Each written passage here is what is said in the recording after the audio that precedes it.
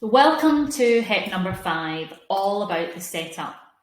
So as you can imagine, in every learning scenario, but particularly in a hybrid and flexible world, how you set up your online module will have a huge impact on your students.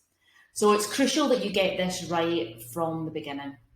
So I find it really helpful to imagine that you're one of your students coming onto the course for the first time and really think about some of these questions. Would they find it welcoming and inclusive?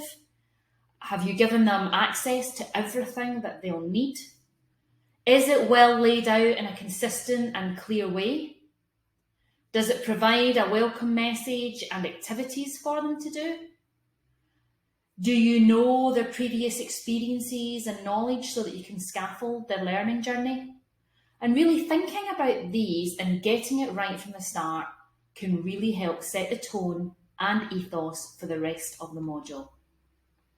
But it's also important that you think about instructional alignment, because students learn best when the content and the activities are aligned to clear learning outcomes, for example, the skills, concepts and behaviours that you want them to learn. And Mayer, who is renowned for developing Mayer's 12 principles of multimedia, calls this the pre-training principles, which highlights the importance of setting the scene and providing learners with context, keywords, and providing them with the big picture.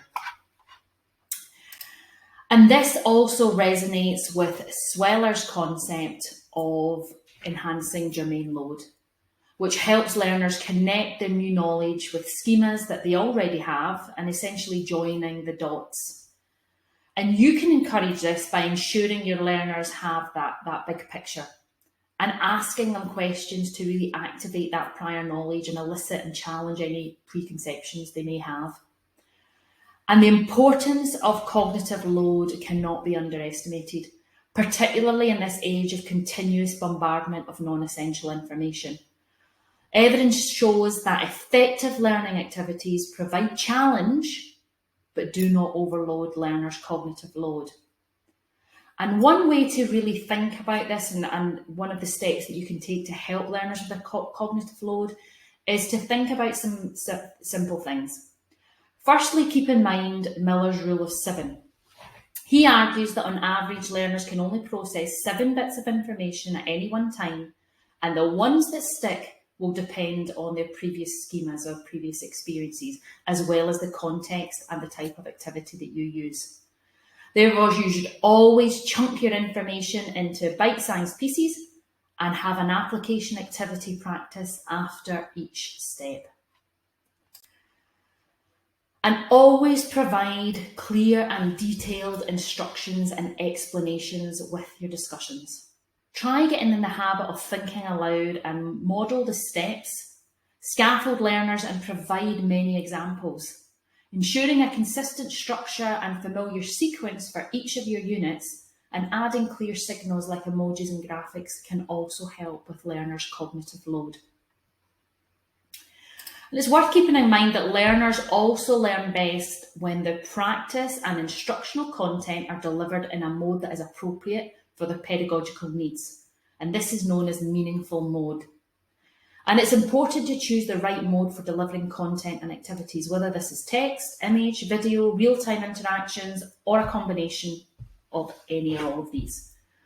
And if you're creating multimedia slides or a video, it's really worth checking out Mayer's 12 principles of multimedia, some of which will be discussed in the Making Effective Educational Videos section, so it's worth checking that out. And it's worth keeping in mind that learners learn best when the learning requires a level of effort that's tailored to their needs, their confidence, and the intended outcomes. And this is known as desirable difficulties, where some learning tasks may feel hard for the learner, but actually introduce difficulties that help promote long-term retention and transfer and are thus desirable. And you can help achieve this by interleaving topics, spacing topics, varying tasks, and guiding the problem solving and using different data sets. And it's also worth keeping in mind that learners learn best when they take responsibility and have autonomy for their own learning. And this is called self-led learning. And this self-regulation can include behaviours like taking ownerships of tasks, timings and methods, or tracking and self-assessing progress. To develop this effectively, it's important that you plan it and set it up well with clear goals, scaffolding as appropriate, and use suggestions and templates to help them plan, record, and reflect on their learning. So to sum up, some takeaways for your setup is really make sure your learning objectives are clear and the activities and the content are aligned with them. Remember Miller's rule of 7 and chunk your learning into bite-sized pieces and make sure each of these is followed by an application opportunity. Try and have more activities for learners to do than content to consume, and encourage learners to take ownership of their own learning. Have a look at your own setup. What areas that we've discussed in the video could you take away?